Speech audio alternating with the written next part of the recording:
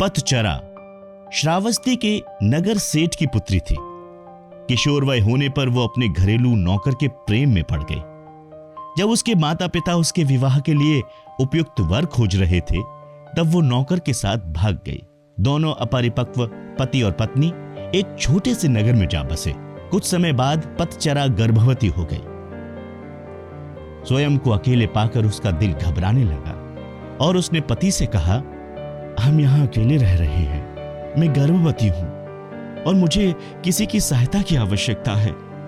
यदि आप आज्ञा दें तो मैं अपने माता पिता के घर चली जाऊं। पति पतचरा को उसके मायके नहीं भेजना चाहता था, इसलिए उसने कोई बहाना बनाकर उसका जाना स्थगित कर दिया। लेकिन पतचरा के मन में माता पिता के घर जाने की इच्छा बड़ी बलवती होती जा रही थी। एक दिन जब उसका पति काम पर गया हुआ था, तब उसने पड़ोसी से कहा, आप मेरे स्वामी को बता देना कि मैं कुछ समय के लिए अपने माता पिता के घर जा रही हूं। जब पति को इसका पता चला तो उसे बहुत बुरा लगा। उसे अपने ऊपर ग्लानि भी हुई कि उसके कारण ही इस कुलीन कन्या की इतनी दुर्गति हो रही है। वह उसे ढूंढने के लिए उसी मार्ग पर चल दिया।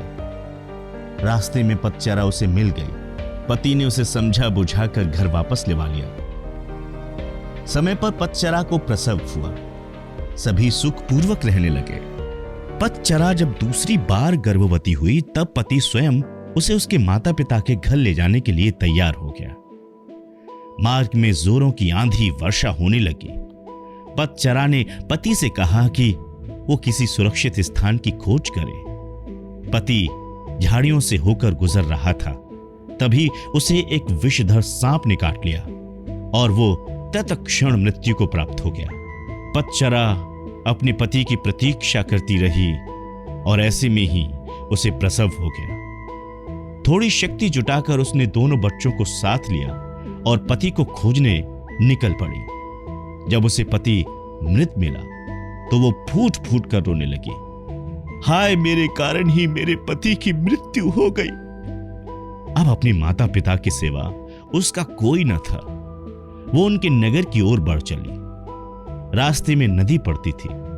उसने देखा कि दोनों बच्चों को साथ लेकर नदी पार करना कठिन था, इसलिए बड़े बच्चे को उसने एक किनारे पर बिठा दिया और दूसरे को छाती से चिपका कर एक दूसरे किनारे की ओर बढ़ चली। वहां पहुंचकर उसने छोटे बच्चे को कपड़े में लपेटकर झाड़ियों में रख दिया और बड़े बच्चे को लेने के लिए वापस नदी में उतर गई। नदी पार करते समय उसकी आंखें छोटे बच्चे पर ही लगी हुई थी। उसने देखा कि एक बड़ा गिद्ध बच्चे पर झपट कर उसे ले जाने की चेष्टा कर रहा है। वो चीखी चिल्लाई, लेकिन कुछ नहीं हुआ। दूसरे किनारे पर बैठे बच्चे ने जब अपनी मां की चीख पुकार सुनी तो उसे लगा कि मां उसे बुला रही है। वो झपट कर पानी में उतर गया और तेज बहाव में बह गया।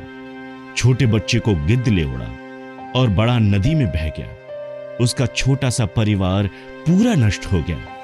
वो विलाप करती हुई अपने पिता के घर को चल दी। रास्ते में उसे अपने नगर का एक यात्री मिल गया, जिसने उसे बताया कि नगर सेठ का परिवार अर्थात उसके माता पिता और सभी भाई बहन कुछ समय पहले घर में आग लग जाने के कारण मर गए। ये सुनते ही पतचरा पर दुखों का पहाड़ टूट पड़ा। उसे तन मन की कोई सुध नहीं रही। वो पागल होकर निर्वस्त्र घूमने लगी। उसके मुख से यही शब्द निकलते, पति मर गया, बड़ा बेटा डूब गया, छोटे को गिद्ध उठा ले गया, माता पिता और भाई बहनों को चिता भी नसीब नहीं हुई। ऐसे ही विलाप करती निर्वस्त्र घूमती फिरती पतचरा को सभी अपमानित और लांछित करके यहां से वहां भगा देते। उन्हीं दिनों की बात है, जेतवन में भगवान बुद्ध धर्मोपदेश दे रहे थे। पतचरा अनायास ही वहां आ गई। उपस्थितियों ने कहा, अरे ये तो पागल है, इसे यहां से भगाओ।